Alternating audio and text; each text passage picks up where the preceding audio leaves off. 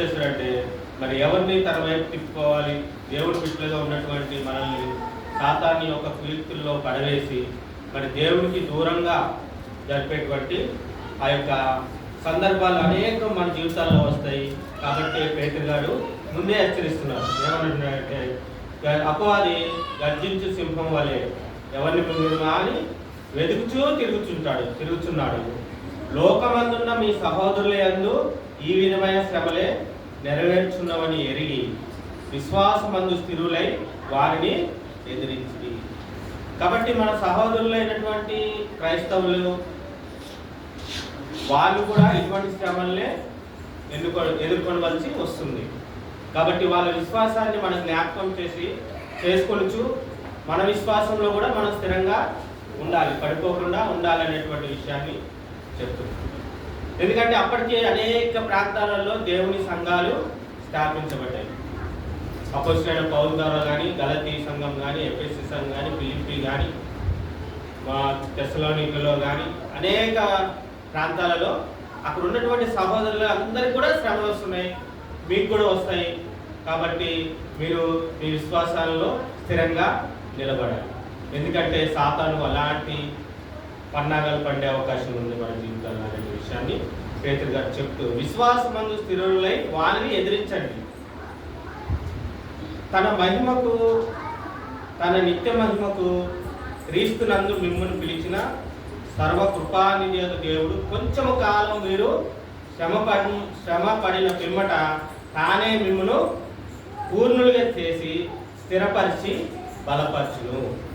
కాబట్టి కొంతకాలం శ్రమ పడిన తర్వాత దేవుడు ఆ శ్రమలో కానీ మనం గట్టిగా మనం విశ్వాసం మందు స్థిరలై ఉండగలిగితే దేవుడు ఆ శ్రమ తర్వాత మనల్ని స్థిరపరిచి బలపరిచే అవకాశం. చూడండి, మనం ఎప్పుడైనా వాగ్దానం తీసుకున్నప్పుడు చూడండి, మీరు ఎవరైనా ఉంటే మన అన్యులు ఉంటారు, మన ఫ్రెండ్స్, వాళ్ళు ఏం చేస్తారంటే చర్చిలో వాగ్దానం తీసుకుంటారా, నాకు కూడా ఒక వాగ్దానం అంటారు.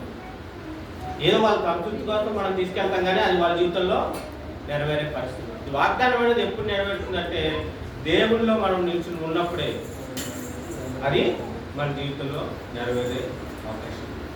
ఆ వాగ్దానం మనం చేత పట్టుకొని దేవుని యందు విశ్వాసం ఉంచి కొంతకాలం మనం పరిశీలింపబడిన తర్వాత మన ఓపిక, మన సహనము, మన యొక్క దేవుని యందు మన విశ్వాసం, మన నిజాయితీ అది మనం దేవుడికి మనం కనపరిచినప్పుడే దేవుడు ఆ వాగ్దాన్ని నెరవేర్చే విధంగా. కాబట్టి వాగ్దానం పొందుకున్నటువంటి మనము అది నెరవేర్చాలంటే దేవుడు కొంత సమయం తీసుకుంటాడు. ఆ సమయంలో మనము ఆ ఉన్నటువంటి కొంచెం గ్యాప్లో మనం దేవుని యందు గట్టిగా నిలబడవలసిన వారమే ఉన్నాం. అందుకే దేవుడు ఏమంటాడంటే కొంతకాలం మీరు శ్రమపడిన తర్వాత తానే పూర్ణులుగా మనల్ని పూర్ణంగా చేసి స్థిరపరిచి బలపరచుతుంది అనేటువంటి వాగ్దానాన్ని మనకు ఇవ్వడం జరుగుతుంది. మార్కు సువార్తలో మనం చూసినట్లయితే అక్కడ ఒక వ్యక్తి దేవుని ప్రశ్న వేస్తుంటాడు. మార్కు సువార్త 10వ అధ్యాయము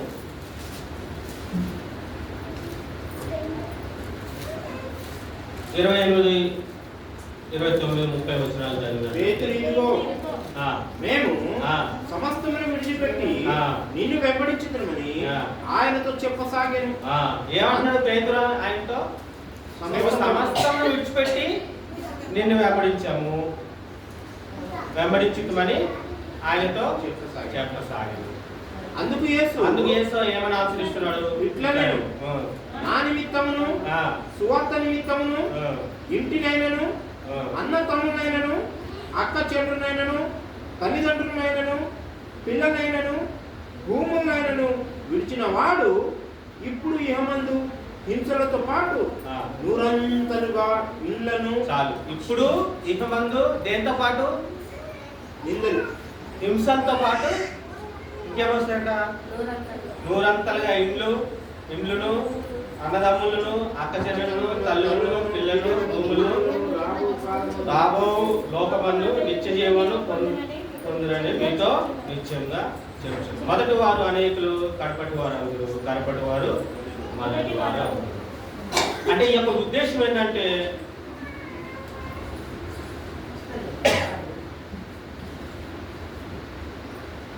ఇక ఉద్దేశాన్ని మనం చూసినట్లయితే మీరు 17వ వచనాన్ని ఒకసారి చదివినట్లయితే మీరు ఆయన బయలుదేరి మార్గంలో పోచుండగా ఒకడు పరిగెత్తుకొని వచ్చి ఆయన ఎదుట మోకాలుని సద్బోధకుడా నిత్యజీవమునకు వారసుడు నవ్వుటకు నేనేమి చేయుదునని ఆయన అడిగాను.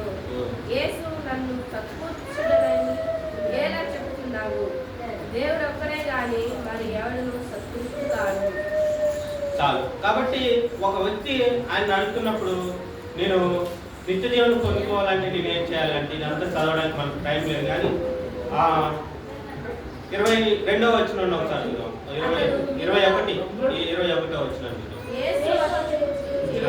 అతని ప్రేమించి నీకు ఒకటి పొదుగుచున్నది పొదుగానున్నది, నీవు వెళ్ళి నీకు కలిగినవన్నీ అమ్మి నిధులకిమ్ము, పరలోకమందు ధనము కలుగును, నీవు వచ్చి నన్ను వెంబడించమని చెప్పాను. చూడండి, దేవుణ్ణి వెంబడించాలి, దేవుని యందు విశ్వాసం కలిగి ఉండాలంటే మనం ఏం చేయాలంటే ఇక్కడ ఆస్తులు అనుకోమని, తల్లిదండ్రులు విడిచిపెట్టమని, పిల్లల్ని విడిచిపెట్టమని, లేకపోతే పిల్లల్ని సంహరించొద్దు, లేకపోతే వాళ్ళు చదివించు, అవన్నీ దేవుడి ఉద్దేశం అది కాదు. సింబాలిక్గా చెప్పాడు, అది దేవుడి ఉద్దేశం కాదు. కానీ నువ్వు దేవుడిని వెంబడించాలంటే నీ మనసు ఎలా ఉండాలి అనేటువంటి విషయంలో దేవుడు చెప్తున్నాడు. ఏంటంటే వాటన్నిటితో పాటు దేవునికి నువ్వు ఎక్కువ, దాన్ని ఏమంటారంటే ఎక్కువ ప్రయారిటీ ఆయనకి ఇవ్వాల్సినటువంటి వారమే ఉంది. అప్పుడు దేవుడు మనకి ఇవన్నీ అనుగ్రహించారు. యోగును ఒకసారి మనం జ్ఞాపకం చేసుకున్నట్టే యోగుకి అనేక శ్రమలు వచ్చినాయి, సమస్తాన్ని కోల్పోయినప్పటికీ కూడా ఆయన ఎక్కడ కూడా దేవుణ్ణి దూషించలేదు. కానీ చివరికి ఏమవుతుందంటే ఆయనకు ఉన్నటువంటి దాంట్లో రెండంతలుగా ఆయన దీవించబడ్డాడు. కాబట్టి నిజానికి వాస్తవానికి ఆయన ఈ కోల్పోయినది అంతా కూడా ఆయన అంతటా ఆయన విడిచిపెట్టలేదు. దేవుడే సాతాన్ని అనుమతి ఇవ్వడం వల్ల ఆయన జీవితంలో వచ్చి అన్నీ ఒక్కొక్కటిగా వెళ్ళిపోయినప్పటికీ కూడా ఆయన దేవుని యందు విశ్వాసం కలిగి ఆ పరిస్థితుల్లో నిలబడడం మనం చూస్తాం. అందుకే ఇక్కడ పేతురు గారు ఏమవుతుందంటే మరి మేము సమస్తాన్ని విడిచిపెట్టాము, లేకపోతే మా సమస్త విషయాలన్నింటి కంటే నిన్ను ఎక్కువగా మేము కనపరచడం వల్ల, లేకపోతే నిన్ను వెంబడించడం వల్ల, నిన్ను నమ్ముకోవడం వల్ల మాకేంటి ప్రయోజనం అనేటువంటి విషయాన్ని ఇక్కడ పేతురు అడుగుతున్నప్పుడు పేతురుతో దేవుడు ఏం చెప్తున్నారంటే అప్పుడు మీరు సత్యంగా నన్ను వెంబడిస్తే మీరు కోరుకున్నది ఖచ్చితంగా మీకు నెరవేరుతుంది, మీ వాగ్దానం మీకు నెరవేరుతుంది. దాంతోపాటు కొంతకాలం శ్రమలు ఖచ్చితంగా వస్తాయి. ఆ వాగ్దానం నెరవేరే సమయంలో కొంతకాలం మనం శ్రమను అనుభవించవలసిన వారమే ఉన్నాము అనేటువంటి విషయాన్ని ఇక్కడ మనం జ్ఞాపకం చేసుకోవాలి. కాబట్టి ఇక్కడ ఆ శ్రమల కాలంలో మనం నిలబడకపోయినట్లయితే ఇక్కడ ఏమంటాడంటే మార్క్స్ వార్త 10:31 వచనంలో మొదటి వారు అనేకులు కరపటివారు మొదటి వారు. అంటే కొంతకాలం మనం అన్ని మనకి సమృద్ధిగా ఉన్నప్పుడు, సమస్తం బాగా జరుగుతున్నప్పుడు ఆ దేవుల్లో నేను విశ్వాసంలో మనం ముందుకు సాగిపోతూ ఉంటాం. శ్రమ వచ్చేటప్పటికి మనము పడిపోయేటువంటి అవకాశం. కాబట్టి ఆ సమయంలో ఏమవుతుందంటే మనము దిగజారిపోయేటువంటి అవకాశం ఉంది. దేవుని నమ్ముకున్నటువంటి కొంతమంది ఆ టైంలో దేవుని నమ్ముకొని వాళ్ళు దేవుడిలో మనకన్నా గొప్పగా నిలబడేటువంటి అవకాశం. వాళ్ళకు కూడా శ్రమలు వస్తాయి. ఆ శ్రమలు ఈనాడు మనం చూసినట్లయితే మన జీవితంలోనే, మన బంధువుల్లోనే, లేకపోతే మన యొక్క మిత్రుల్లోనే మనం గమనించినట్లయితే మనం ఎప్పటి నుంచో దేవుళ్ళని నమ్ముకుని ఉన్నాము. కానీ చూడండి, కొంతమంది కొన్ని శ్రమలు అనుభవించిన తర్వాత అన్యులు దేవుణ్ణి నమ్ముకుంటే వాళ్ళు చాలా స్థిరంగా, మనకన్నా చాలా స్థిరంగా వాళ్ళని కదిలించలేము, అంత గొప్ప స్థిరంగా. కాబట్టి అట్టి స్థిరత్వాన్ని మనం పొందుకోవాలి. కాబట్టి ఈ లోక సంబంధమైన విషయాల గురించి మనం ఎక్కువగా ప్రయారిటీ ఇవ్వకూడదు. దేవుడు ఇచ్చినటువంటి దాన్ని బట్టి మనకు ముందుకు సాగాలి. అలాగని చెప్పి దేవుడు అన్ని విడిచిపెట్టి నన్ను వెంబడించడం నేను చెప్పడం దేవుని ఉద్దేశం కాదు. కానీ అన్నిటికంటే మొదటి స్థానం దేవునికి ఇవ్వాలనేటువంటిదే దేవుని యొక్క ఉద్దేశమై ఉన్నది. పాత నిబంధన గ్రంథం నుంచి మన పూర్వీకుల్లో ఒక వ్యక్తిని నేను జ్ఞాపకం చేయాలని ఆశపడ్డాను.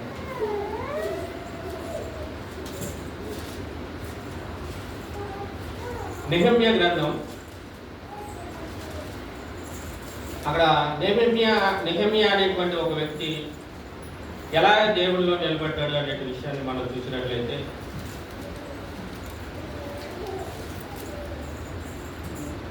ఈ యొక్క గ్రంథము ఆ యొక్క వ్యక్తి పేరునే లిఖించబడి ఉన్నది.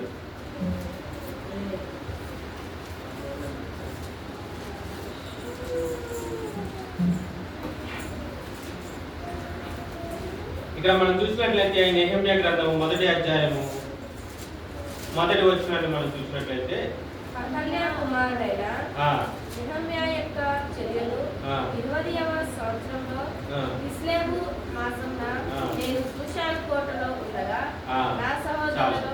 ఇక్కడ ఏమంటాడంటే నెహెమ్యా అనేటువంటి వ్యక్తి మనకి ఇక్కడ కనపడుతున్నాడు. ఆయన ఎక్కడ ఉన్నాడంట ఆ సందర్భంలో? షూషాను కోట. షూషాను కోట అంటే మనకు గుర్తొచ్చేదండి ఎస్తేరు గ్రంథం.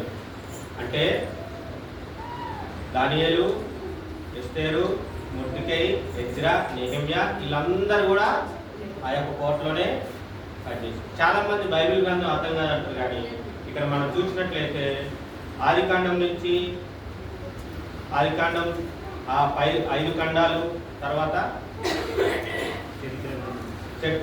5 ఖండాల తర్వాత 1వ సమయాలు 2వ సమయాలు ఈ దినవృత్తాంతాల వరకు రాజులు ఎలాగ దేవుడు వాళ్ళందరినీ తీసుకొచ్చాడో మనకు అర్థమవుతుంది. తర్వాత ఎజ్రా, నెహెమ్యా, ఎస్తేరు, దానియేలు ఇవన్నీ మనం చూసినట్లయితే వాళ్ళు దేవుని యొక్క మాటల్ని పట్టించుకోకుండా దేవుణ్ణి మరి విడిచిపెట్టడం వల్ల వాళ్ళు బానిసలు వెళ్ళిపోయిన తర్వాత ఆ బానిసలుగా ఉన్నటువంటి ఆయా దేశాల్లో ఉన్నటువంటి రాజుల కింద వాళ్ళు ఎలాగ శ్రమను పొందారు, ఆ శ్రమలలో దేవుడు వాళ్ళు ఎలాగ నిలబడ్డారు అనేటువంటి విషయాలు ఈ యొక్క గ్రంథాలలో మనకి రాయబడి ఉంది. అదే విధంగా నెహెమ్యా అనే వ్యక్తి కూడా ఆ యొక్క షూషాను కోటలోనే పనిచేయచ్చు. ఎస్తేరు కూడా షూషాను కోటలోనే రాణిగా ఉంది. మొదటిగా బానిసగా ఉంది. అంటే ఎస్తేరు తర్వాత ఈయన స్టోరీ జరుగుతుంది.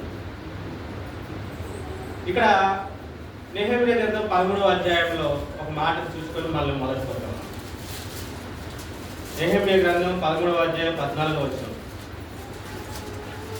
నా దేవా, ఈ విషయంలో నన్ను జ్ఞాపకం ఉంచుకొని నా దేవుని మందిరమునకు దాని ఆచారమున జరుగుబాటునప్పుడు నేను చేసిన ఉపకారములను మరొకుందుము అని దేవునికి ప్రార్థన చేస్తుంది. ఏమని చేస్తున్నట్టే, నా దేవా ఈ విషయంలో నన్ను జ్ఞాపకం ఉంచుకున్నాము. ఏ విషయం అది? నా దేవుని మందిరమునకు దాని ఆచారంలో జరుగుబాటునకును, అంటే దేవుని మందిరంలో ఆరాధన జరగడానికి, దేవునికి సంబంధించినటువంటి కార్యక్రమాలు జరగడానికి నేను చేసినటువంటి ఉపకారంలో నువ్వు మానవద్దు. వాస్తవానికి 1వ అధ్యాయంలో మనం చూసినట్లయితే ఈయన షూషాను కోటలో ఉన్నాడు. షూషాను కోట ఎక్కడ ఉందంటే బబులోను రాజ్యంలో నెబుకద్నెజరు మనసులో అక్కడ ఉండడం జరిగింది. అంటే ఆ కాలం నుంచి కూడా జరుగుతూ ఉంది. తర్వాత 2వ వచనాన్ని మనం చదివినట్లయితే 1వ అధ్యాయం 2వ వచనంలో నా సహోదరులలో హనానీయులు ఒకరును యూదులలో కొందరును వచ్చిరి. చెరపట్టబడిన శేషంలో తప్పించుకున్న యూదులను గుర్తియు యెరూషలేము గుర్తియు నేను వారిని అడుగగా వారు చెరపట్టబడిన వారిలో శేషించిన వారు ఆ దేశంలో బహుగా శ్రమను నిందను పొందుతున్నారు. మరియు యెరూషలేము యొక్క ప్రకారము అడగరాయబడినది దాని గుమ్మములను అన్ని చేత కాల్చబడినవని నాతో చెప్పింది. ఏమంటారు ఇక్కడ? ఈయనకు చెప్పు షూషాను కోటలో ఈయన ఉన్నప్పుడు కొంతమంది యూదులతో పాటు హనానియా అనేటువంటి ఈయన సహోదరుడు, నెహెమ్యా యొక్క సహోదరుడు ఆయన కలవనీకి వచ్చినప్పుడు ఆయన యెరూషలేము గురించి అక్కడ ఉన్నటువంటి ఆయన యొక్క ప్రజలకు యూదులను గురించి అడిగినప్పుడు వీళ్ళు ఇచ్చినటువంటి సమాధానం ఏంటంటే అక్కడ యూదులు చాలా శ్రమ పడుతూ ఉన్నారు. యెరూషలేము గుడి కూలిపోయింది, యెరూషలేము ప్రాకారంలో కూలిపోయింది, అది ఒక గంట దిబ్బగా అయిపోయిందని. ఎందుకంటే ఈయన షూషాను కోటలో అనగా బబులోను రాజ్యంలో ఈయన షూషాను కోటలో ఉన్నాడు. ఈయన అక్కడే పుట్టుండొచ్చు, అక్కడే పెరిగి ఉన్నాడు. కానీ ఈయన యొక్క ఆలోచన అంతా ఎక్కడుందంటే దేవుని యొక్క మందిరం మీద ఉంది. ఎందుకని మనం చూసినట్లయితే మనం ఇక్కడ ఆలోచించినట్లయితే 2వ రాజుల గ్రంథము 20వ అధ్యాయంలో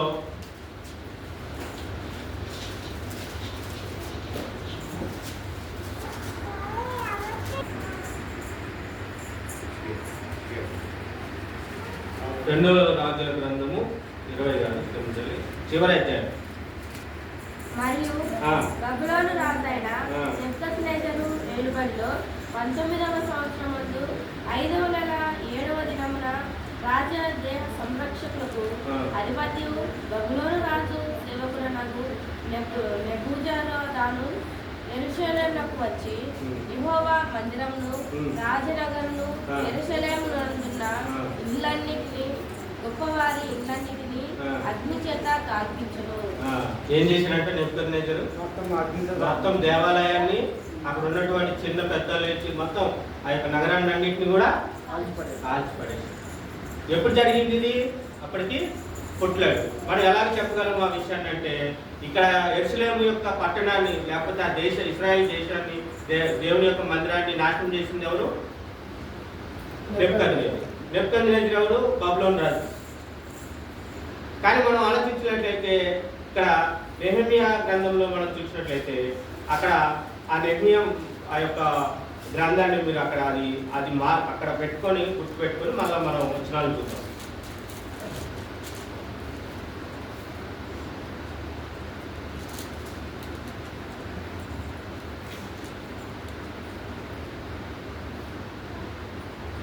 రెండవ అధ్యాయము మొదటి వచనం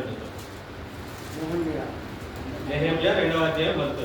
అటు తరువాత ఆర్తహషస్త రాజు ఏలుబడి కాలంన 20వ సంవత్సరంలో నీసాను మాసమందు రాజు ద్రాక్షారసము త్రాగబడినని చూసుకుండగా నేను ద్రాక్షారసం తీసుకొని రాజునకు అందించింది. అందుకు పూర్వం నేనెన్నడూ అతని ఎదుట విచారం ఉండలేదు. చూడండి, ఇక్కడ మనకు ఒక రాజు కనపడుతుంది. ఏం పేరు ఆయన పేరు? అర్తహషస్త. అక్కడ యెరూషలేమును నాశనం చేసినటువంటి రాజు ఎవరు? బబులోను రాజు నెబుకద్నెజరుకి. మరి ఇక్కడ హషస్తాకి ఏంటి అంటే అక్కడ చాలా గ్యాప్ ఉంది, చాలా సంవత్సరాలు దాచిపోయింది. నెబుకద్నెజరు యొక్క కుమారు మనం దానియేలు గ్రంథంలో మనకు ఆయన పేరు దర్యావేషు ఉంటాడు. తర్వాత కోరేష్ వస్తాడు, మాదీయులు పార్సికులు వస్తారు. తర్వాత ఎస్తేరు గ్రంథంలో రాజు పేరు మనం ఎస్తేరు గ్రంథంలో ఒక రాజు పేరు చదువుకుంటాం, అస్తరోషు రాజు. ఆయన తర్వాత ఈయన. అంటే ఇంతమంది రాజుల కాలంలో ఈ యూదులు వాళ్ళ దగ్గర పనిచేస్తూ బానిసలుగానే ఉన్నారు. అంటే ఈ రాజు టైంలో నెహెమ్యా ఉన్నాడు. అంటే బబులోను రాజు టైంలో నెహెమ్యా లేడని మనకు అర్థం కదా. అంటే నెహెమ్యా చూడండి, దేవుని నా టైంలో అప్పుడు ఎప్పుడో జరిగిపోయింది. పూర్వకాలంలో మా తాతలు మా తండ్రుల కాలంలో నాశనం అయిపోయింది. వాళ్ళు ఏం పాపాలు చేశారో దేవుడు వాళ్ళు అనిపించేశాడు. నాకైతే నేను సుషాన్ కోటలో రాజు యొక్క దగ్గర మంచి స్థానంలోనే నేను ఉన్నాను అని నెహెమ్యా అనుకోవచ్చు. కానీ అలాగా నెహెమ్యా అనుకోలేదు. చూడండి, మొదటి అధ్యాయము 11వ వచనాన్ని ఒకసారి చదివినట్లయితే, యెహోవా చెవి ఎక్కి నీ దాసునైన నా మొరను నీ నామమును భయభక్తులతో గణపరుచుటయందు ఆనందించుతూ నీ దాసుల మొరను ఆలకించి ఈ దినమందు నీ దాసుని ఆలోచన సమరపరిచి ఈ మనుషులు నా యందు దయచూపునట్లు అనుగ్రహించమని నిన్ను బతిమాలుకొనుచున్నాను అని ప్రార్థించుతున్నాను. నేను రాజులకు గిన్నె అందించేవాడనని ఈ మాటను అండర్లైన్ చేసుకోండి. నేను రాజుకు గిన్నె అందించేవాడనే ఉంటుంది. ఇందాక మనం 2వ అధ్యాయం మొదటి వచనంలో చూసుకున్నట్లయితే నేను రాజులకు ద్రాక్షారసం ఇవ్వడానికి పోయినప్పుడు అంటే రాజు దగ్గర ఈయన ఏం చేశాడంటే సర్వెంట్ గా ఉన్నాడు. గిన్నె అందించేవాడు.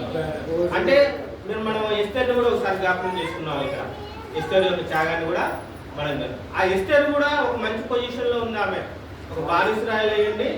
ఎస్తేరు రాజు మహారాణి దాకా ఆమె యొక్క పొజిషన్ వెళ్ళిపోయినప్పటికీ కూడా తన ప్రజల్ని మార్చుకుంది.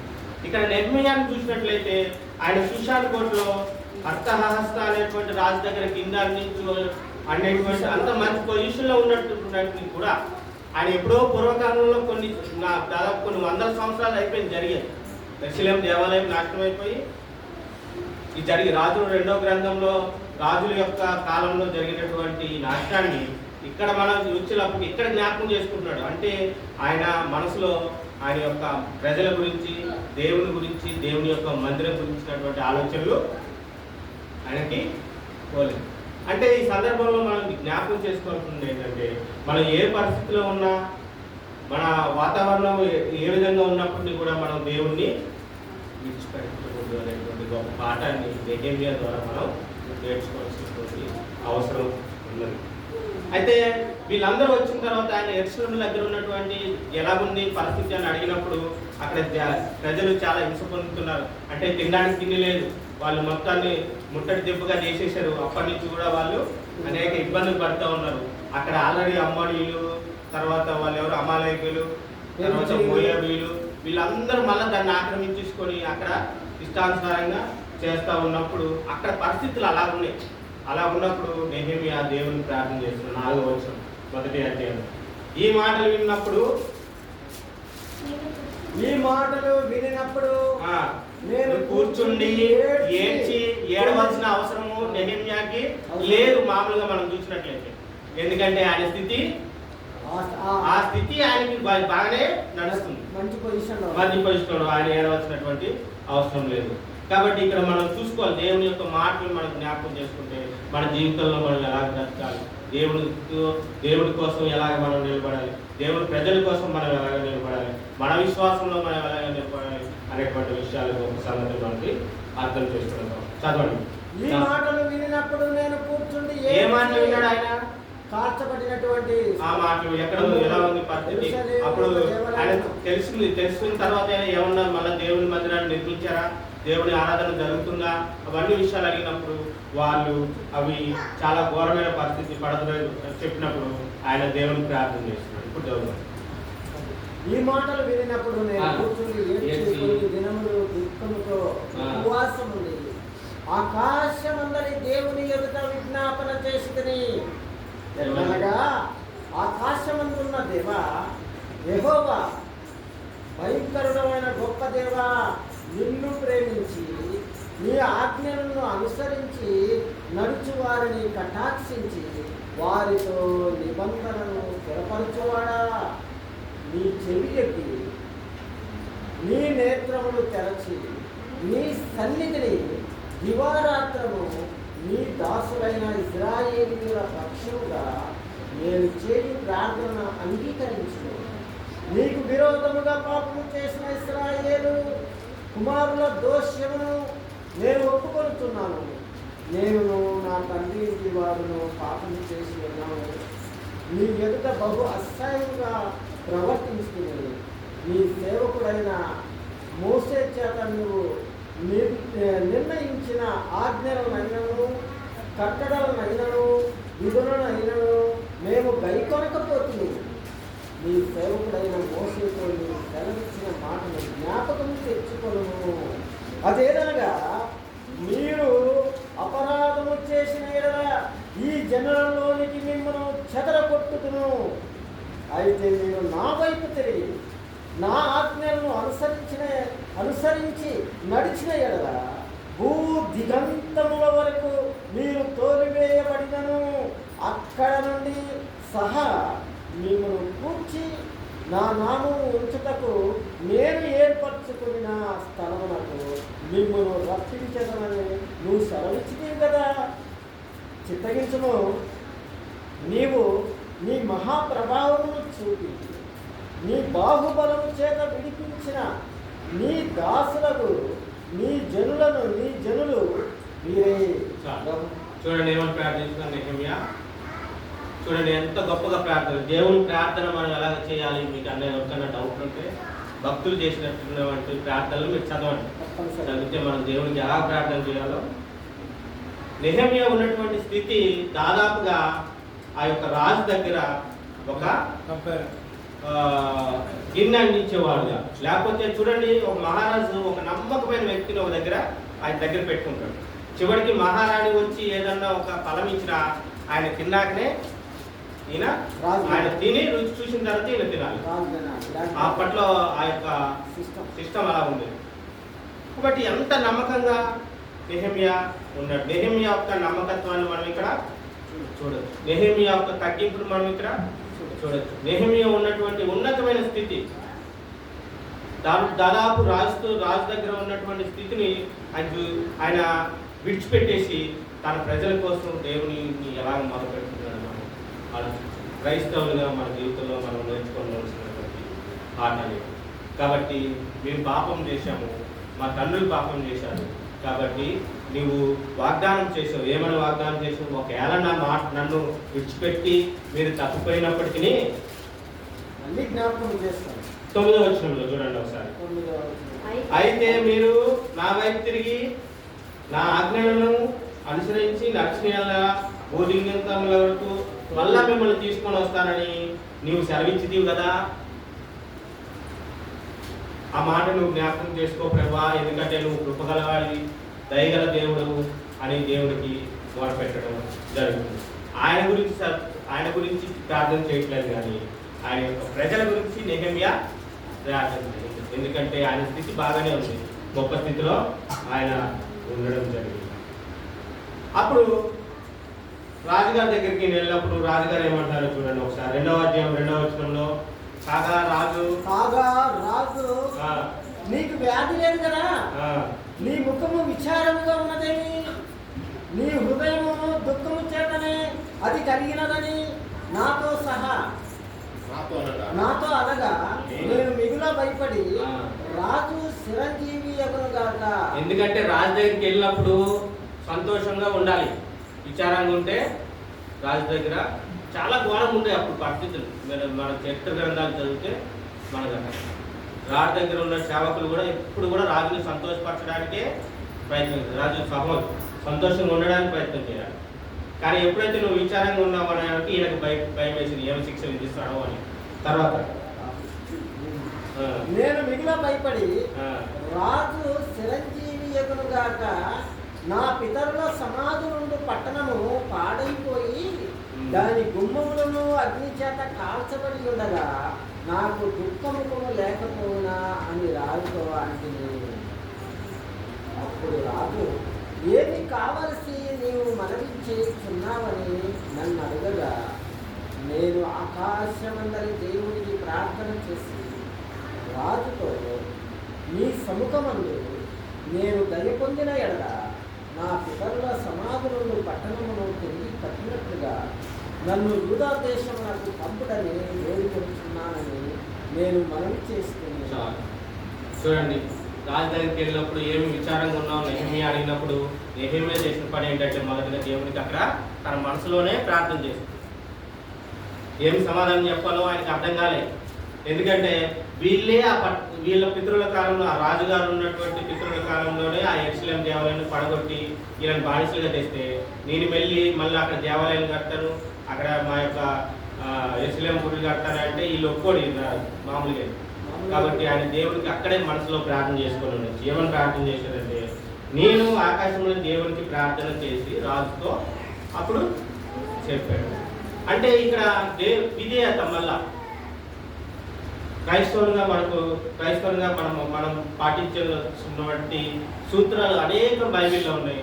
అందులో నెహెమ్యా జీవితం ద్వారా మనం అనేక పాఠాలని మనం ఆయన విధేయతతో ఏమన్నాడంటే, నేను అక్కడికి వెళ్ళి నా యొక్క దేవాలయాన్ని, నా యొక్క మందిరాన్ని, లేకపోతే ఆ యొక్క ప్రాకారాన్ని, యెరూషలేం ప్రాకారాన్ని కట్టించుకోవడానికి నాకు పర్మిషన్.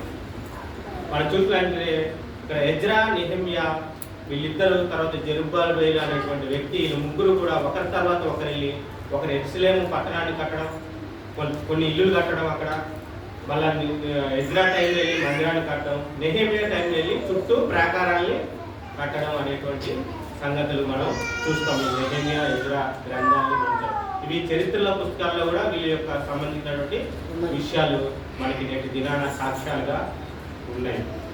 కాబట్టి ఈయన అడిగినప్పుడు అక్కడ ఏమవుతుందంటే ఆ రాజు పర్మిషన్ ఇవ్వడం జరుగుతుంది. అంటే ఎందుకు పర్మిషన్ ఇచ్చాడంటే ఈయన యొక్క వ్యక్తిత్వాన్ని బట్టి, ఆ యొక్క విధేయతను. ఎస్తేర్ గ్రంథంలో కూడా మనం చదువుకున్నాం. అక్కడ ఒక దుష్టుడు ఉంటాడు, హామాన్ అనేటువంటి వ్యక్తి. కాబట్టి ఆ వ్యక్తి రాజుతో ఈక్వల్ పొజిషన్, ప్రధానమంత్రి ఉన్నప్పుడు మరి ఆ వ్యక్తి మీద ఈయన దృష్టి అని చెప్పాలంటే చాలా చెప్పచ్చు. చెప్పలేనటువంటి పరిస్థితి. ఎందుకంటే మన రాజుతో సమానంగా ఉన్నటువంటి వ్యక్తి మీద నేరం మోపాలంటే దానికి తగినట్టుగా ఉండాలి. కానీ అక్కడ ఆధారాలు ఏమీ లేవు. కానీ ఎస్తేరు ధైర్యంగా వెళ్ళి చెప్పగలిగిందంటే దేవుని ప్రార్థన చేసుకుని. ఇక్కడ నెహెమ్యా కూడా ధైర్యంగా వెళ్ళి చెప్పగలిగాడంటే దేవుని ప్రార్థన చేసుకుని ఆయన తన మనసులో ఉన్నటువంటి బాధను రాజుగారు ఆయనని పంపించడం జరిగింది. అయితే ఈ 2వ అధ్యాయం 19వ వచనాన్ని మనం చూసినట్లయితే ఇక్కడ మళ్ళా కొంతమంది దుష్టులు ఉంటారు ఆయనకి ఎస్తేరులో ఉన్నట్టు. 2వ అధ్యాయం 19వ వచనం. అయితే హోరోనీయుడైన సత్పల్లాటును అమ్మోనీయుడైన దాసుడకు టోబియా అను వాడును అరాబీయుడైన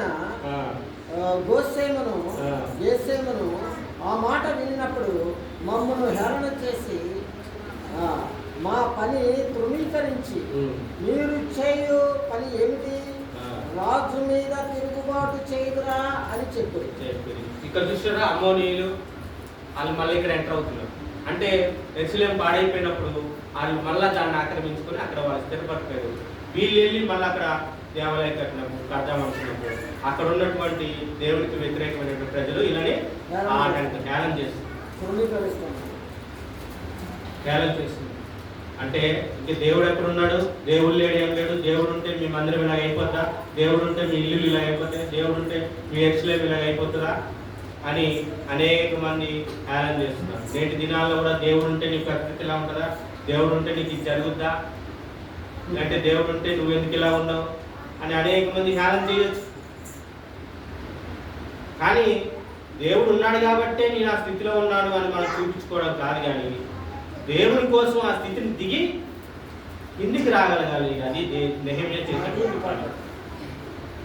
నేను ఆ కోట్లో ఉన్నాను, ఇదిగో నేను దేవుడిని నమ్ముకున్నాను, క్రైస్తవుని ఆ కోట్లోనే ఆయన ఉండుకోలేదు. కానీ ఆయన ఆ స్థానాన్ని విడిచిపెట్టి తాను తగ్గించుకోవడానికి ఆయన ఆ తగ్గింపులో ఆ యొక్క స్థితిలో కిందికి దిగిజారినటువంటి స్థితిలో కూడా ఇది నా దేవునికి కోసమే నేను చేస్తున్నాను అనేటువంటి విషయాలు.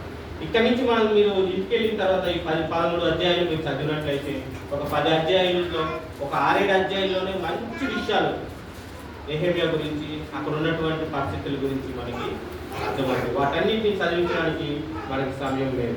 కాబట్టి రాజు దగ్గర పర్మిషన్ తీసుకొని కొంతమందిని తీసుకొని వీళ్ళందరూ ఆ దేశానికి వెళ్ళినప్పుడు అక్కడ ఉన్నటువంటి ప్రజలు ఏం చేస్తారంటే వీళ్ళని హేళన చేస్తున్నారు.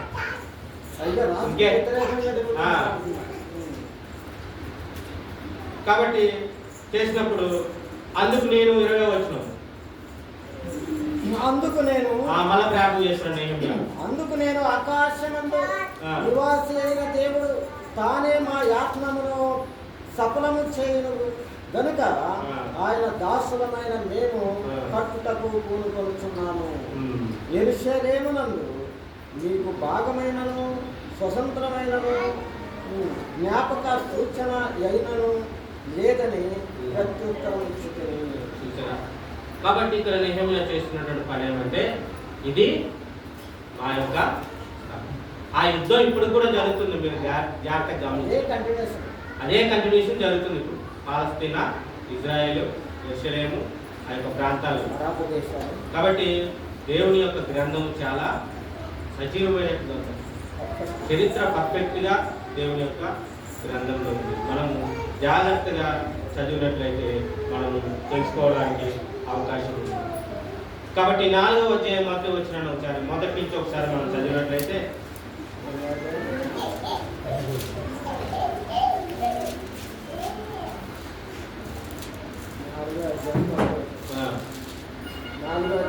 మేము గోడ కట్టుతున్న సమాచారం విని సత్బల్లాటు మిగుల కోపగించి రౌద్రుడై యూదులను ఎగతాళి చేసి సోమ్రోను దండువారి ఎదుటను తన స్నేహితుల ఎదుటను ఇట్లా నేను దుర్బలులైన ఈ యూదులు ఏమి చేయరు, తమంతట తానే ఈ పని ముగింతురా, బలులు అర్పించి బలపరుచుకుందురా, ఒక్క దినమంతే ముగింతురా, కాల్చబడిన చెత్తను కుప్పలుగా పడిన రాళ్లను మరలా బలమైనవిగా చేయుదురా, మరియు అమ్మోనీయుడైన టోబియా అతని యొద్దను ఉండి వారు కట్టిన దాని పైకి ఒక నక్క ఎగిరినట్లయితే వారి రాతి గోడ పడిపోవునని అంత బలహీనంగా ఉంటది అని వెనకాలి చేస్తుంది. అంటే మన విశ్వాస జీవితంలో మన బంధువులు అంతెందుకు మన ఇంట్లో ఎవరైనా ఒకరి విశ్వాసంతో ఉంటే మన ఇంట్లో వాళ్ళే కొన్ని సమయాల్లో మనల్ని వెనక్కి లాగేటువంటి అబ్బా ఈడే ప్రార్థన పరుడు, ఈడే భక్తుడు, ఇంకా మాకు లేదు, అలాంటి మాటలు ఎప్పుడు కూడా మనం భక్తిగా ఉన్నవాడిని భక్తిగానే దేవుడిని. కాబట్టి వాళ్ళు వెనక్కి లాగేటువంటి పరిస్థితి మనం చేసినట్లయితే అది ఘోరమైనటువంటి పాపానికి శాపానికి. కాబట్టి మీ చేతనైతే వాడిని ఇంకా దేవుళ్ళు చేస్తాం. మన ఒక 10 మంది ఇంట్లో ఉన్నాము, లేకపోతే ఒక 4 ఇంట్లో ఉన్నాము, ఒక వ్యక్తి ఉన్నాడంటే సరే వాడు పని చేసుకుంటూ దేవుళ్ళు ఎదుగుతున్నాడంటే వానికి కొంచెం సహాయం చేయడానికి మనం ప్రయత్నం చేయాలి తప్ప ఈ పని మానేసాడు, ఈ పని ఏం చేయడు, ఏమి చేయడు, ఎంతసేపు పని చాలా వెనక్కి. ఈ పరిస్థితులన్నీ అవే మన ఆత్మీయ జీవితానికి మనం అన్వయించుకున్నట్లయితే ఇక్కడ చేస్తున్నటువంటి వేస్ట్ అంటే వాళ్ళ దేశానికి, వాళ్ళ ఇళ్ళకి, వాళ్ళ దేవాలయానికి వాళ్ళు కట్టుకోవడానికి వెళ్ళినప్పుడు ఈ అమ్మోలీలు, ఈ ఎస్తర్లు కనిపించేటువంటి ఆమాను కూడా ఈ జాతి వాడే. అందుకే వాడు యూదులకు శత్రువు అని అక్కడ రాయబడింది. కాబట్టి అనేక మంది మనల్ని వెనక్కి లాగేటువంటి పరిస్థితిలో మనము దేవునికి మరి భయభక్తులు కలిగి ఉన్నటువంటి అవసరం ఎంతైనా ఉన్నదని మనం గమనించుకోవాలి. చూడండి ఎక్కడ వచ్చారో మనం 4వ అధ్యాయం అదే నక్కలు పడిపోతుంది. 4 చదువు 3 ఒకసారి 3 చదవండి. మరియు అమ్మోనీయుడైన టోబియా అతని యొద్దను ఉండి వారు కట్టిన దానిపైకి ఒక నక్క ఎగిరినట్టయినా వారి రాతి కూడా పడిపోవునని. అప్పుడు వీళ్ళు ఏం ప్రార్థన చేస్తున్నారు? మా దేవా ఆలకించుము, మేము తిరస్కారము నొందిన వారము వారి నిందే వారి తల మీదికి వచ్చినట్లు చేసి వారు చెరపట్టబడిన వారై వారు నివసించు దేశములోనే వారిని దోపునకు అప్పగించును. వారు కట్టువారిని బట్టి మీకు కోపం పుట్టించి ఉండేది కనుక గోడ కట్టువారిని బట్టి కోపం పుట్టించి ఉండేది కనుక వారి దోషమును పరిహారింపకును నీ ఎదుట వారి పాపమును తుడిచివేయును. ఆయనను పని చేయుటకు జనులకు మనస్సు కలిగి ఉండేది కనుక మేము గోడను కట్టుకుంటున్నాము. అది సగము ఎత్తు కట్టబడి చూడండి. సగం కట్టుబడి వాళ్ళకి ఏం చేస్తుంటే అది ఒక నక్క ఎక్కినా కానీ ఆ గోడ అంత బలహీనదని వీళ్ళు. కాబట్టి వీళ్ళు ఏం చేస్తున్నారంటే వాళ్ళంత హేళన చేస్తున్నా వాళ్ళు గోడ కట్టడానికే వాళ్ళు కూనుకున్నారు. ఇస్లాం చుట్టూ ఆ యొక్క దేవుని పట్టణాన్ని. కాబట్టి 15వ వచనాన్ని ఒకసారి మనం చదివినట్టే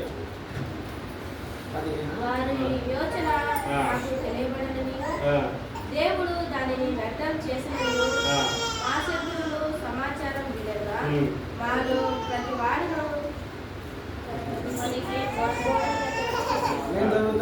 వారి యోచన మాకు తెలియబడినని అంటే వాళ్ళ ఆలోచన తెలియబడింది. ఏంటంటే వాళ్ళని ఎట్లయినా దాన్ని కట్టనీయకుండా చేయాలి, ఆపాలి అని చెప్పినప్పుడు వీళ్ళకి తెలిసినప్పుడు వీళ్ళు దేవునికి ప్రార్థన చేస్తున్నారు. కానీ మరోవైపు వీళ్ళ ప్రయత్నం వీళ్ళు చేస్తున్నారు. ఏం ప్రయత్నం అంటే గోడ కట్టడానికి, ఆటంకాలు వచ్చిన దేవుని మందిరాన్ని కట్టడానికే పూనుకున్నారు. తర్వాత దేవుడు దానిని వ్యర్థము చేసినని మా శత్రువులు సమాచారం వినగా మాలో ప్రతి వాడును తన పనికి గోడ దగ్గరికి వచ్చను. అయితే అప్పటి నుండి నా పని వారిలో సగం మంది పని చేయించు వచ్చేది. సగం మంది ఈటెలను, బల్యములను, బిండ్లను, కవచములను ధరించిన వారై వచ్చేది. అధికారులు యూదులలో ఆయా ఇంటి వారి వెనుక నిలిచిరి. గోడ కట్టువారును, బరువులు మోయువారును, బరువులు ఎత్తువారును ఒక్కొక్కరు ఒక్కొక్క చేతితో పనిచేసి ఒక చేతితో ఆయుధము పట్టుకొని ఉండేది. మరియు కట్టువారిలో ఒకప్పుడు తన కత్తిని నడుమునకు బిగించుకొని గోడ కట్టుతూ వచ్చాను. బాగా ఊదినవాడు నా యుద్ధ. అంటే పరిస్థితి ఎలా ఉందంటే చివరికి ఆ గోడని ఆ యొక్క మందిరాన్ని కానీ ఎస్లేం కానీ కట్టుకుంటే పడగొట్టడానికి సిద్ధపడినటువంటి అమోనీయుల్ని ఎదిరించడానికి ఈ యూదుల్లో కొంతమంది ఏం చేశారంటే కొంతమంది పని చేయండి, కొంతమంది మేము వాళ్ళతో యుద్ధం చేయడానికి కూడా కొంతమంది ఒక చేతితో ఈట పట్టుకుంటారు, ఒక చేతితో పనిచేస్తారు. అంటే వాళ్ళ ఆసక్తి చూడండి. అంటే అది పడిపోయింది, దాంతో మనకేం పని, మనం అక్కడ బబులోను రాజ్యంలో బాగానే ఉన్నాం, సుషాన్ కోటలో బాగానే ఉన్నామని వీళ్ళు అనుకోవట్లేదు. కానీ దేవుని కొరకు ఎంత శ్రమ పడడానికి వీళ్ళు కూడుకున్నారనేటువంటి విషయాన్ని మనం ఇక్కడ తెలుసుకోవాల్సిన వాటి. అట్లా కిందకి మనం చదివినట్లయితే మరి ఈ అధ్యాయం, ఈ యొక్క 4వ అధ్యాయంలోనే వాళ్ళు ఆ యొక్క పనిని పూర్తి చేసినట్టుగా మనకి కనబడుతుంది.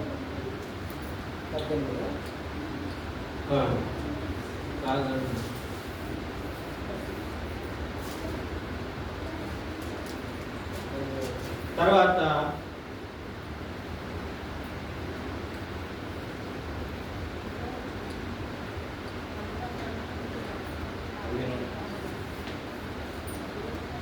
కంప్లీట్ అయిపోయినట్టు ఉంటుంది చూడండి. గోడ మీద ఒకరికొకరు చాలా 19వ వచనం నుంచి చదువుతాం. అప్పుడు నేను ప్రధానులతోనూ అధికారులతోనూ మిగిలిన వారితోనూ ఇట్లాంటివి పని మిక్కిలి గొప్పది. మనం గోడ మీద ఒకరొకరికి చాలా ఎడముగా ఉన్నాము కనుక ఏ స్థలంలో మీకు బాగానాదము వినబడును అక్కడికి మా దగ్గరికి రండి, మన దేవుడు మన పక్షముగా యుద్ధం చేయను అంటే పూర్తి అవ్వనా?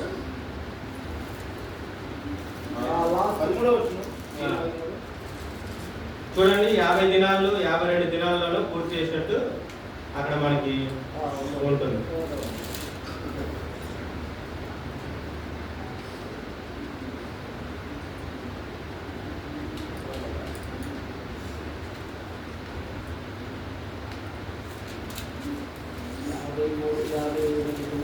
ఆ 17 వచ్చిన 56 దినాల్లోనూ 5 చదవనా?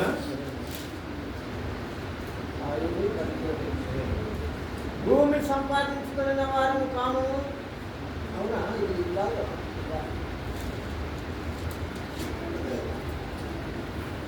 ఇదిగా అతను ఈ గోడ పని చేయగా నా పనివారును ఆ పని చేయుచూ వచ్చేది. భూమి సంపాదించుకున్న వారు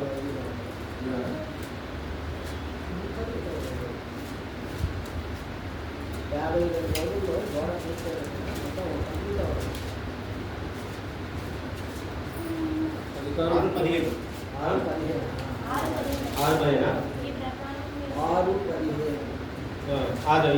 ఈ ప్రకారముగా మాసము 25వ దినమందు అనగా 52 దినములకు ప్రాకారమును కట్టుట సమాప్తమాయెను. అంటే 52 దినాలు వాళ్ళు దేవుడి కోసం ఆ పని జరిగింది, దాన్ని కంప్లీట్ చేయడం జరిగింది. ఇక్కడ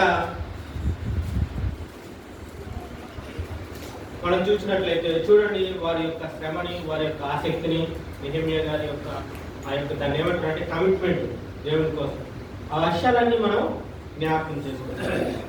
7వ అధ్యాయంలో మనం చూసినట్లయితే ఇక్కడ ఒక వ్యక్తి మనకు కనబడతారు. తర్వాత అంతా కట్టేశారు. అంతా కట్టిన తర్వాత అసలు యూదులు ఎంతమంది ఉన్నారు అనేటువంటి జనసంఖ్య కూడా నెహెమ్యా చేయడం జరుగుతుంది. ఆ జనసంఖ్య చేసినప్పుడు ఇక్కడ ఏముంటుందంటే 7వ అధ్యాయం 5వ వచనంతో 7వ అధ్యాయము జనసంఖ్య చేయనట్లు నా దేవుడు నా హృదయంలో తలంపు పుట్టింపగా ప్రధానులను అధికారులను జనులను నేను సమకూర్చుకుని అంతలో ముందు వచ్చిన వారిని కూర్చిన వంశావళి గ్రంథము నాకు కనబడింది. ముందు వచ్చిన వారంటే ఎవరు? నెహెమ్యా కన్నా ఆయన కన్నా ముందు వచ్చారు కొంతమంది. అంటే ఎజ్రా వచ్చి ఉంటాడు, జెరుబ్బబాబెల్ అతను కొంతమంది వచ్చి అక్కడ కొన్ని పనులు చేశారు. రెడీ తర్వాత ఈయన కూడా రావడం జరిగింది. అంటే అందరూ చేయనివారు కదా, కొంతమంది ఆటంకపట్టారు, కొంతమంది అక్కడే ముసలోళ్ళు అయిపోయి కొంతమంది చనిపోయారు. ఆ తర్వాత వాళ్ళందరినీ ఆయన జనసంఖ్య రాయడం జరుగుతుంది. ఎవరెవరు ఏం పని చేయాలి అంతా రికార్డులు ఉన్నాయి, మనం జాగ్రత్తగా చదివించినట్టు. ఇవి చరిత్రలో కూడా చూడండి. 6వ అధ్యాయం చూడండి, 6వ వచనం, 7వ ఎవరెవరు వచ్చారంటే ముందు ఆయన ముందు ఎవరెవరు వచ్చారు? జెరుబ్బాబెలు, యేషువా, నెహెమ్యా, అజారియా, రాయమ్య, నహమాని, మొర్దెకై. ఎక్కడ కనపడుతున్నారు మనకి? ఎస్తేర్. అంటే ఎస్తేర్ గ్రంథం ముందా నెహెమ్యా ముందా? ఎస్తేర్ ముందు జరిగిందా నెహెమ్యా ముందు జరిగిందా? ఎస్తేర్ ముందు జరిగింది. ఎస్తేర్ ఆ కోటలో ఉన్నటువంటి సందర్భాలు అవి. ఎస్తేర్ గ్రంథం మొదటి అంటే షూషాన్ కోటలో అక్కడ జరిగినటువంటి సందర్భాలు. ఇక్కడికి వచ్చి నెహెమ్యాకి వచ్చినప్పటికి ఎండింగ్ అన్నమాట. ఇంకా వీళ్ళు చరణించి మళ్ళా దేవుని వేడుకోవడం వల్ల, దేవుడు వాళ్ళకి ఆలోచన ఇవ్వడం వల్ల, దేవుడు ఆ రాజుల్ని కూడా కొద్దిగా నిమ్మడించడం వల్ల వీళ్ళు కట్టుకోవడానికి సంబంధించినటువంటి సామాన్లు కూడా ఆ రాజే ఇచ్చి పంపిస్తాడు. అందుకే మీరు ఇంటికెళ్ళి చదివిన మొదటి అధ్యాయంలోనే ఆ విషయాలు నెహెమ్యాకి కొంతమంది పరివారిని, కొంతమంది సామాన్లు కట్టుకోవడానికి దూలాలు అవన్నీ కావాలి కదా, అవన్నీ ఇచ్చి పంపించడం జరుగుతూ ఉంది. అంటే మొర్దెకై ఇక్కడ ముందు అక్కడికి వెళ్ళాడు. అంటే దేవుని యొక్క భక్తులు మొర్దెకై చూడండి, అక్కడ శ్రమ పడ్డాడు, మళ్ళీ ఇక్కడికి వెళ్ళి ఈ కట్టేటప్పుడు కూడా ఆయన కొంతకాలం అక్కడ దర్శనంలో పనిచేసినట్టుగా మనం ఇక్కడ రికార్డులో మనం. కాబట్టి ఇవన్నీ ఎంతమంది ఉన్నారో అవన్నీ రాసిన తర్వాత అప్పుడు ఈయన ఏం చేస్తాడంటే మళ్ళా దేవుని మందిరంలో ప్రార్థన చేయడం స్టార్ట్ చేస్తాడు. ఆరాధన చేస్తాడు. 7వ అధ్యాయం మధ్య వచనం, నేను ప్రాకారములు కట్టి తలుపులు నిలిపి ద్వారపాలకులుగా గాయకులను లేవీలు ఎవరు? దేవుని మందిరంలో వాళ్ళ పని ఏంటి? యాజకులు, పూజారి వాళ్ళు. లేకపోతే ఇప్పుడు మనం చూసుకుంటే వాళ్ళు. కాబట్టి ఎవరినాలి అంటే పాత ఆయన పేరు సొలొమోను రోజు ఉన్నప్పుడు ఎలాంటి పరిస్థితి ఉందో ఆ పరిస్థితికి మళ్ళీ తీసుకొస్తుంది. ఈ వాస్తవానికి నెహెమ్యాకి ఈ విషయాలు ఏమీ తెలియవు. నిజానికి ఆయన ఎక్కడ పుట్టాడంటే షూషాను ఆయన బబులోను రాజ్యంలో పుట్టాడు. ఆయన సొలొమోను ఉన్నప్పుడు ఈయన లేడు నెహెమ్యా. సొలొమోను తర్వాత చాలా కాలానికి ఈయన పుట్టాడు. కానీ అప్పుడు ఉన్నటువంటి దేవుని సేవ ఎలా జరగాలో ఇప్పుడు కూడా అలా జరగడానికి ఈయన ప్రయత్నం చేస్తాడు. నియమించిన పిమ్మట నా సహోదరుడైన హానానికి కోటకు అధిపతి అయిన హనన్యాకును యెరూషలేము పైన అధికారం ఇచ్చి తిని, హనన్యా నమ్మకమైన మనుష్యుడు, అందరికంటే ఎక్కువగా దేవుని ఎదుట భయభక్తులు గలవాడు. చాలు. కాబట్టి లేవీలు వాళ్ళందరినీ సపరేట్ జనసంఖ్య చేసి ఆ జనసంఖ్యలో లేవీలు ఎవరు ఉన్నాడో వాళ్ళందరినీ బయటకు తెచ్చి వాళ్ళని దేవుని యొక్క మందిరంలో సేవ కోసం ప్రిపేర్ చేస్తున్నారు. పాటలు పాడడానికి గాయకులను ప్రిపేర్ చేస్తున్నారు. చేసిన తర్వాత 8వ అధ్యాయం మధ్య వచనం చేసినట్లయితే 7వ నెల రాగా, అంటే ఈయన యెరూషలేము వెళ్ళి ఆ కట్టినప్పుడు 7వ నెల అవుతుంది. అన్ని నెలలు అక్కడ ఉన్న తర్వాత ఏం చేశాడంటే 7వ నెల రాగా ఇశ్రాయేలీయులు తమ పట్టణములలో నివాసులై ఎవరికి ఎవరిని మళ్ళీ యెహోషువ గారి టైంలో ఎలాగైతే అన్ని సర్దుబాటు చేశారో ఈయన కూడా ఉన్న వాళ్ళందరికీ సెట్ చేసి పెట్టిన తర్వాత అప్పుడు జనులందరూ ఏక మనస్కులై నీటి గుమ్మము ఎదుటనున్న మైదానమునకు వచ్చి అందరూ ఒక దగ్గరికి వచ్చేసారు. దేవుని బిడ్డలు ఒక గ్రౌండ్ లేక వచ్చేసి యెహోవా ఇశ్రాయేలీయులకు ఆజ్ఞాపించిన మోసే ధర్మశాస్త్ర గ్రంథమును తెమ్మని ఎజ్రా అను శాస్త్రితో చెప్పగా, ఎజ్రా గ్రంథం ఉంది కదా, ఆ ఎజ్రా శాస్త్రి గారితో చెప్పగా దేవుడి గ్రంథాన్ని తెప్పించుకున్నారు. దేవుని యొక్క బైబిల్ తెప్పించుకున్నారు.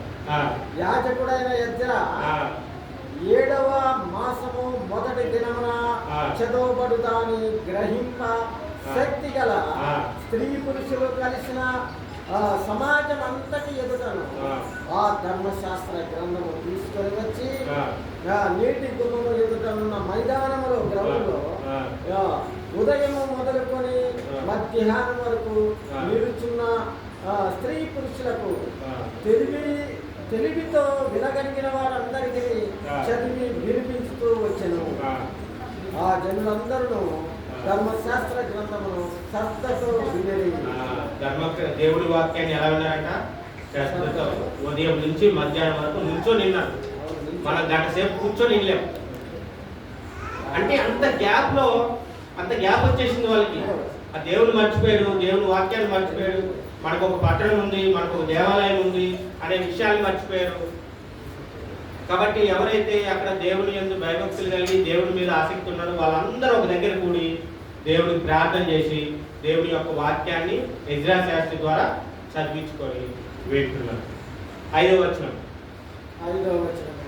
అప్పుడు ఎత్తరా అందరికంటే ఎత్తుగా నిలబడి బండ మీద నిలబడి జనులందరూ చూస్తుండగా గ్రంథమును విప్పెను.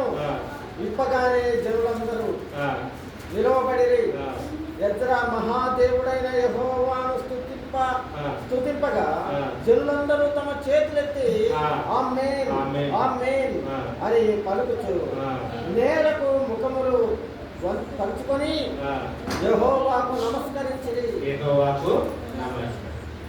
చూడండి ఎంత ఆసక్తితో వాళ్ళు ఆ పని చేస్తున్నారు. తర్వాత 8వ వచనం. ఇటువలనే వారు దేవుని గ్రంథమును స్పష్టముగా చదివి వినిపించి జనులు బాగుగా గ్రహించినట్లు దానికి అర్థము చెప్పిరి. దేవుని గ్రంథాన్ని చెప్పడమే కాదు కానీ దాని యొక్క అర్థాన్ని అంటే వాక్యాన్ని చదవడమే కాదు. మన స్థితి ఇది కాదు. మనం ఒకప్పుడు ఇలా ఉన్నాం, తర్వాత మనం చెరలోకి వెళ్ళిపోయాం. తర్వాత మీరు మరి ఎంతవరకు మీరు గ్రహించారో నాకు తెలియదు కానీ తేడా కనపడుతుందా? నెహెమ్యా స్టార్టింగ్ లో ఉన్నప్పటికీ నెహెమ్యా ఇప్పుడు చేస్తున్నటువంటి దానికి ఎంత తేడా ఉంది చూడండి. గమనించాలి. మీకు ఒక విషయం చెప్పాలి. ఈ నెహెమ్యా కాలం ఎప్పుడంటే పాత నిబంధనలో చివరి గ్రంథమైనటువంటి మలాకీ ఉంది కదా, మలాకీ టైంలో జరిగింది. అంటే యేసుక్రీస్తు పుట్టడానికి దగ్గరలో యెరూషలేము మళ్ళా కట్టబడి యేసుక్రీస్తు వారు పుట్టడానికి ఈయనంతా సిద్ధపరుస్తున్నాడు. బెత్లెహేము యెరూషలేము అక్కడ పుట్టాలంటే అక్కడ యూదులు రావాలి అడిగి. ఎందుకంటే యేసుక్రీస్తు యూద జాతిలో జన్మించాలి. వీళ్ళేమో బబులోనులో చెరలో ఉన్నారు. మరి వాళ్ళందరూ అక్కడ ఒక సమాజంగా రావాలంటే దేవుడు ఎవరు ఎంచుకున్నాడంటే నెహెమ్యాని మళ్ళా దేవాలయంలో. మీకు ఒక విషయం చెప్తాను. నెహెమ్యా మాత్రమే, ఎజ్రా మాత్రమే, వీళ్ళు మాత్రమే ఆ యొక్క జనుల గురించి యెరూషలేము గురించి ఏడలేదు. కానీ క్రొత్త నిబంధనలో ఒక వ్యక్తి దేవుని యొక్క దేవాలయం గురించి ఆ యెరూషలేము గురించి ఏడ్చినట్టుగా మనకి రికార్డ్ చేయలేదు. ఎవరో చెప్పగలరా? యేసుక్రీస్తు వారే. లూకా సువార్త 19:40 వచ్చిన అక్కడ చూసి మళ్ళీ ఇక్కడ ఉంటాం. ఎందుకు ఏడ్చాడో నేను చెప్తాను. లూకా సువార్త ఈ అధ్యాయాన్ని ఇక్కడే పెట్టుకోండి. మళ్ళీ అక్కడికి వెళ్ళిన తర్వాత వచ్చిన చూసి మళ్ళీ వస్తాం. 19వ అధ్యాయం 41 వచ్చిన. ఆయన పట్టణముకు సమీపించినప్పుడు ఏ పట్టణం అది? యెరూషలేము పట్టణం. దానిని చూసి దాని విషయమై ఏడ్చి నీవును ఈ నీ దినమందైనను సమాధాన సంబంధమైన సంగతులను తెలుసుకునేలా నీకెంతో మేలు. కానీ ఇప్పుడవి నీ కన్నులకు మరుగు చేయబడి ఉన్నవి. ప్రభువు నిన్ను దర్శించిన కాలము నీవు ఎదుగుతుంది కనుక నీ శత్రువులు నీ చుట్టూ గట్టు కట్టి ముట్టడి వేసి అన్ని ప్రక్కలను నిన్ను అరికట్టి నీళ్ళనున్న నీ పిల్లలతో కూడా నిన్ను నేల కలిపి నేను రాతి మీద రాయి నిలిచిందా తీయని దినములు వచ్చునని చెప్పాను. దినములు వచ్చునని అన్నాడా? లేకపోతే వస్తాయన్నాడా? లేకపోతే వచ్చేసి అన్నాడా? వచ్చునని అంటే అర్థం ఏంటంటే ఇంకొకసారి దేవాలయం కూలబడుతుంది, ఇంకోసారి యెరూషలేము నాశనం అయిపోతుంది, ఇప్పుడు కన్నా మారు అని యెరూషలేము పట్టణాన్ని బట్టి ఆయన టైంలో చేస్తుంటారు. అంటే ఒకసారి నాశనం అయిపోయింది నెబుకద్నెజర్ టైంలో. మళ్ళా ఎజ్రా, నెహెమ్యా, మొర్దెకై వీళ్ళందరూ వచ్చి కట్టారు. కొంతకాలం 400 సంవత్సరాలు అయిన తర్వాత యేసుక్రీస్తు వారు పుట్టారు. ఆయన పెద్దగా అయిన తర్వాత ఆ దేవాలయానికి వెళ్ళి ఆ పట్టణాన్ని చూసి మళ్ళీ ఏడుస్తున్నాడు ఆయన. ఎందుకంటే ఇది మళ్ళా పడిపోయింది. ఆ పడిపోయింది ఇప్పుడు వరకు లేదు. ఇప్పుడు చూసారా మీరు? అన్ని ముట్ట దిబ్బలాగే ఉన్నాయి అక్కడ. మీరు యూట్యూబ్లో కానీ ఆరాధన టీవీలో కానీ కొంతమంది యాత్రికులు వెళ్తుంటారు. మన వాళ్ళు వెళ్ళినప్పుడు ఇదిగో యేసుక్రీస్తు ప్రార్థన చేసింటారు, యేసుక్రీస్తు సమాస్థానం అవన్నీ ఎలా ఉన్నాయి? తోటల్లాగా ఉన్నాయా? అన్ని పడగొట్టుబట్టి దిబ్బల్లాగా ఉన్నాయి. దేవుడు చెప్పాడు ఆల్రెడీ. ఇప్పుడు ఏంటంటే రాతి మీద రాయి లేకుండా ఇది పడదు. శిష్యులకు కూడా ఒకసారి చెప్పాడు, చూసావా ఈ దేవాలయం ఎంత గొప్పదో. ఇదే టైంలో ఇవి వచ్చిన తర్వాత ఆయన ఎరుసలేంకి వెళ్ళినప్పుడు ఒక వారం 10 రోజుల్లో సిలువ వేయబడతారన్నప్పుడు ఆయన ఆ గార్డె మీద ఊరేగింపు అయిన తర్వాత ఆయన ఎరుసలేం పట్టణానికి వెళ్ళినప్పుడు ఈ మాటలు చెప్తాడు. ఈ గొప్ప దేవాలయం చూసి మీరు సంబరపడకండి, రాతి మీద రాయి లేకుండా ఇది ఆ పడగొట్టబడింది ఇప్పుడు దాకా. అది అంటే దేవుడు అక్కడితో దాన్ని క్లోజ్ చేసేసాడు దేవుడు. ఇప్పుడు ఎప్పుడైతే యేసుక్రీస్తు చనిపోయారో ఇప్పుడు కొత్త నిబంధనల కాలం మనం ఎక్కడ 2-3 కూడి ఉంటామో అదే దేవుని యొక్క మందిరం, అనగా దేవుని యొక్క సంఘం, జీవం గల దేవుని యొక్క సంఘం. అది రాతి కట్టడాలు. అది దేవుడు యేసుక్రీస్తు వారు జన్మించాలి కాబట్టి అనేక దేశాలకి చెదరిపోయినటువంటి యూదులు మళ్ళా బెత్లెహేముకి అనగా యెరూషలేములో ఉన్నటువంటి బెత్లెహేము అనేటువంటి గ్రామంలో యేసుక్రీస్తు వారు పుట్టాలి. ఎందుకంటే ఇవి ప్రవచనాలు, ప్రవక్తలు ఆల్రెడీ చెప్పేశారు.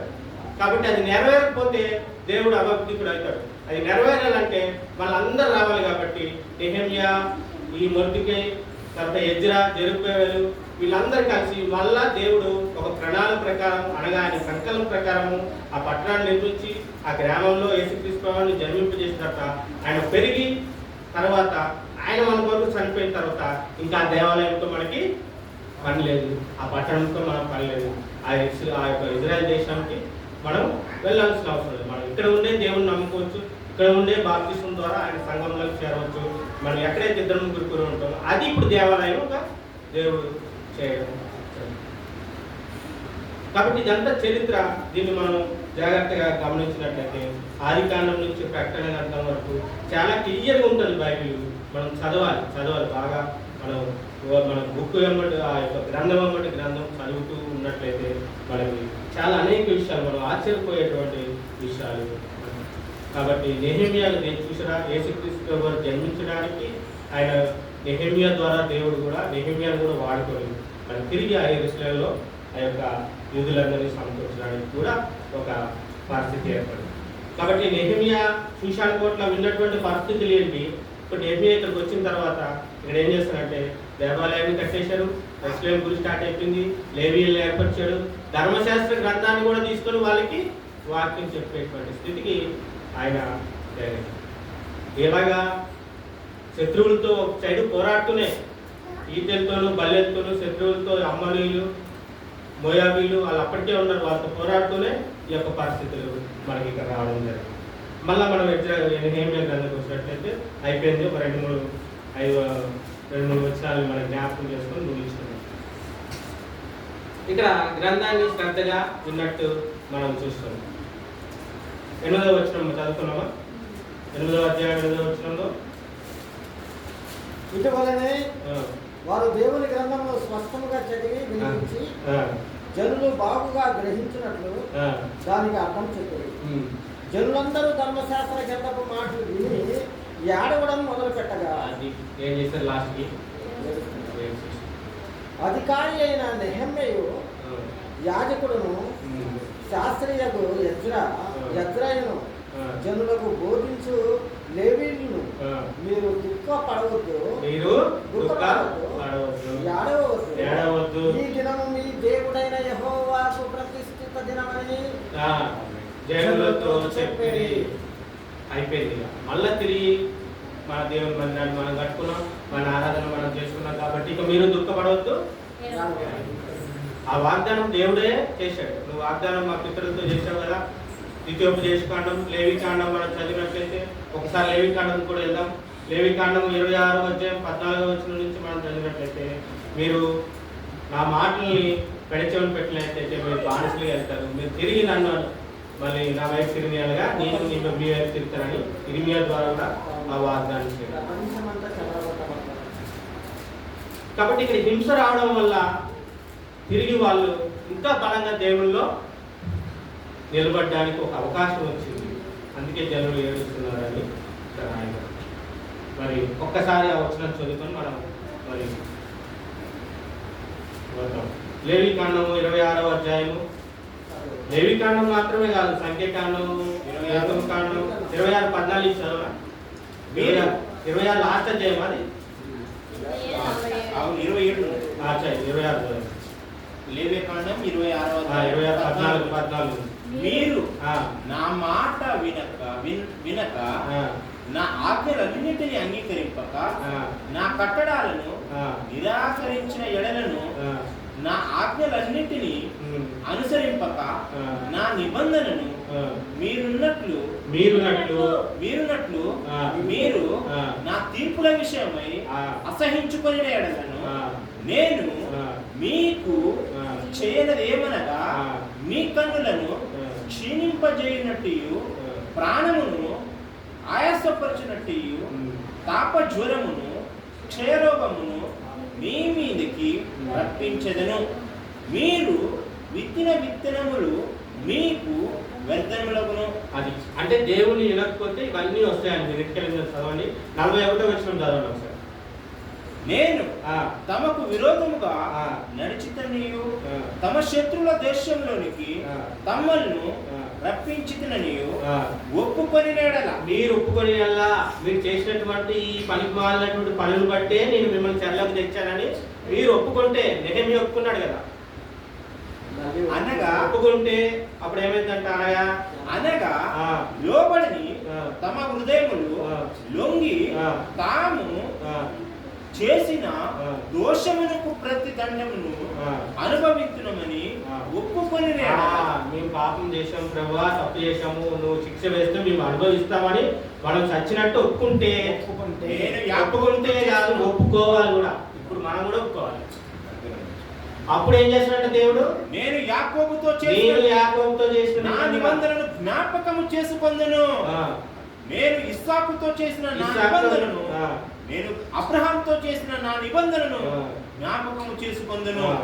ఆ దేశమును కూడా జ్ఞాపకం చేసుకొందును. అది వారినే కాదు, మిమ్మల్ని కాదు, ఆ దేశాన్ని కూడా ఎక్సలెంట్ చేసి జ్ఞాపకం చేసుకొని తిరిగి మిమ్మల్ని రప్పించి మీకు ఆ స్థితి కలుగజేస్తుంది. కాబట్టి యేసుక్రీస్తు వారు మన వరకు జన్మించడానికి తిరిగి ఒక అవకాశం ఉంది. ఆయన జన్మించి చనిపోయి తిరిగి లేచిన తర్వాత ఇంకా దేవుడు మన అందరి హృదయాల్లోకి రావడం వలన మనము యెరూషలేము వెళ్ళాల్సిన పని లేదు, ఆ దేవాలయం వెళ్ళాల్సిన పని లేదు. నిజానికి అక్కడ ఏమి కూడా లేదు, అన్నీ కోల్పోయిపోతాయి.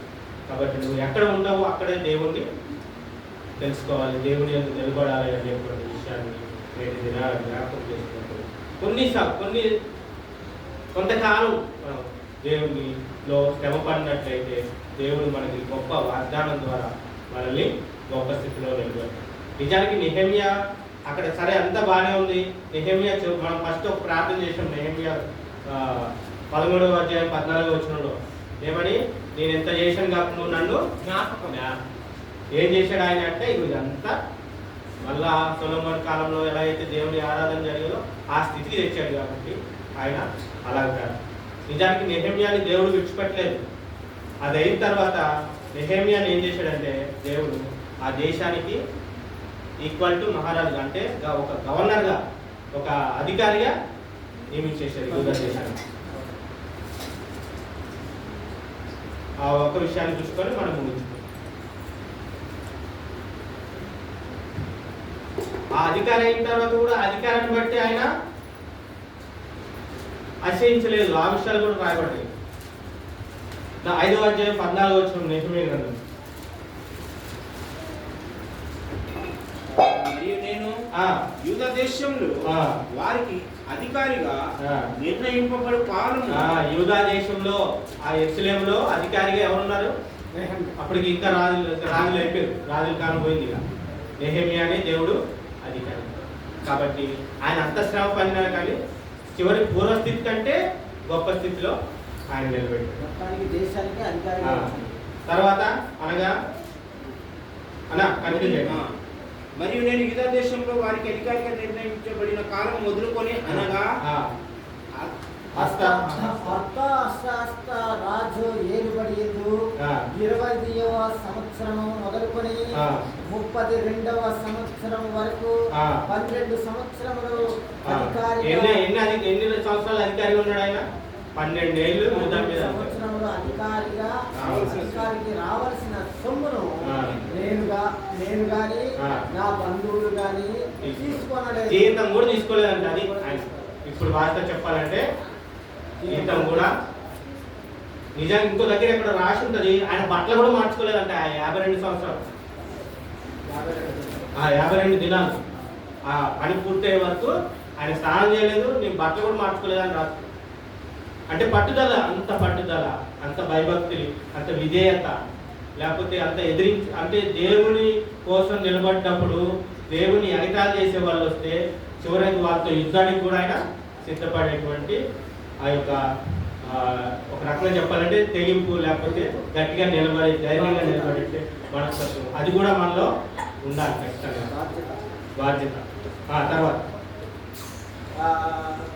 అయితే నాకు ముందుగా నుండిన అధికారులు జనుల యొద్ద నుండి ఆహారమును ద్రాక్షారసమును 40 తులముల వెండిని తీసుకొనొచ్చు వచ్చేది, ఇది జీతం.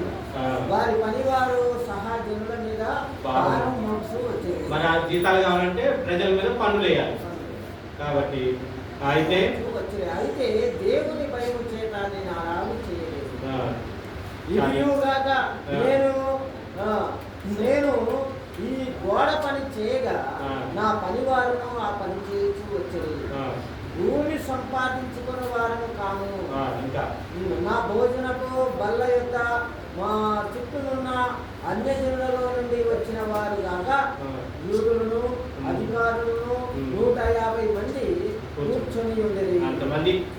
నా నిమిత్తము ప్రతి దినము ఒక ఎద్దును శ్రేష్టమైన 6 గొర్రెలను సిద్ధము చేయబడిను.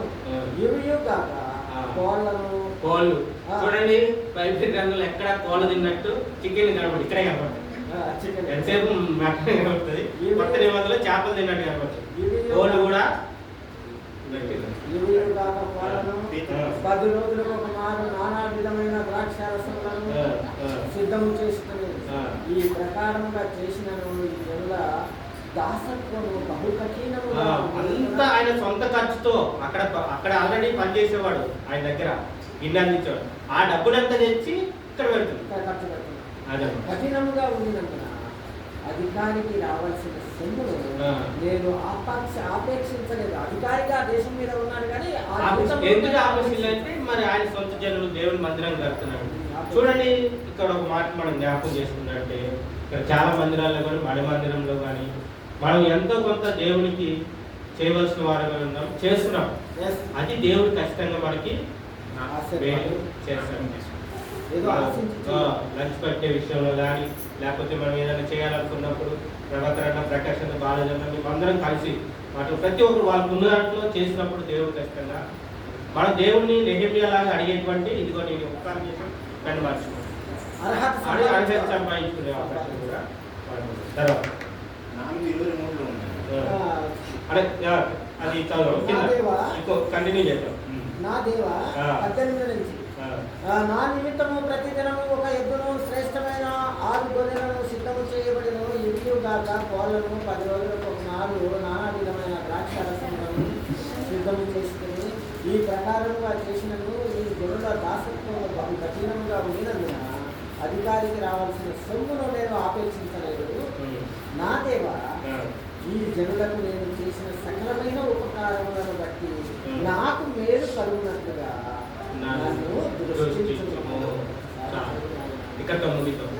అంటే ఏం మేలు కలిగిందని ఈయనకి, నెహెమ్యాకి ఏం మేలు కలిగింది? జనరల్ గా మనం ఆలోచిస్తే మేలు చివరిగా ఒక మాట మాట్లాడుకున్నట్లయితే 5:23 అంటే ఒక్కసారి చదవండి.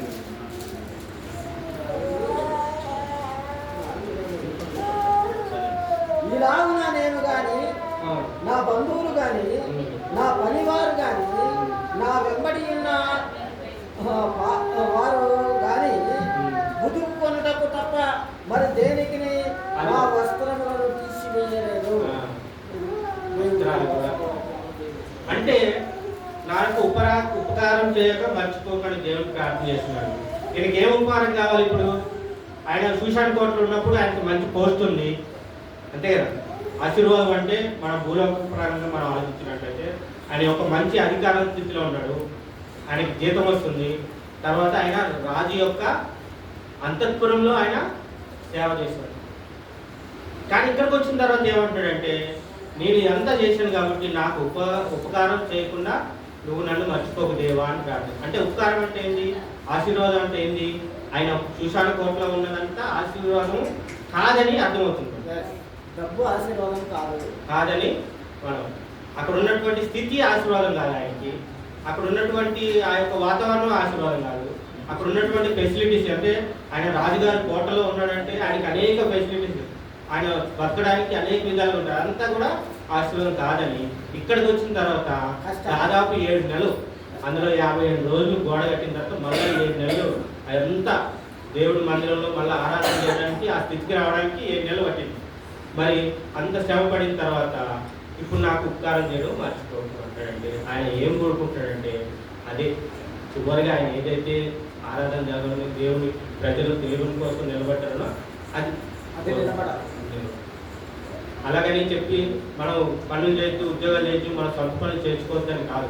ఇక్కడ నెహెమ్యా అంతమందిని పోషించగలిగాడంటే ఆయన అక్కడ ఉద్యోగం చేయబట్టి అక్కడ పర్మిషన్ తీసుకొని మళ్ళీ వచ్చి ఇక్కడ వచ్చి మన తర్వాత చదివినట్లయితే మళ్ళీ ఆయన ఇదంతా సెట్ చేసిన తర్వాత ఆయన మళ్ళీ సుశాంత్ కోటకి వెళ్ళి మళ్ళీ అక్కడ కొంతకాలం ఉన్నట్టు మనం కనబడుతుంది. కాబట్టి ఈ విషయాలన్నింటినీ మనం జ్ఞాపకం చేసుకుంటూ మనం ఏం కావాలి, మన ఆసక్తి ఏంది, లేకపోతే దేవుడి కోసం మనం ఎలా నిలబడాలి అనే విషయాలుగా వీళ్ళందరి ద్వారా మనం జ్ఞాపకం చేసుకోవాలని కోరుకుంటూ ఈ కొద్ది మాటలు ముగిస్తున్నాం. చిన్న ప్రార్థన చేస్తున్నాం.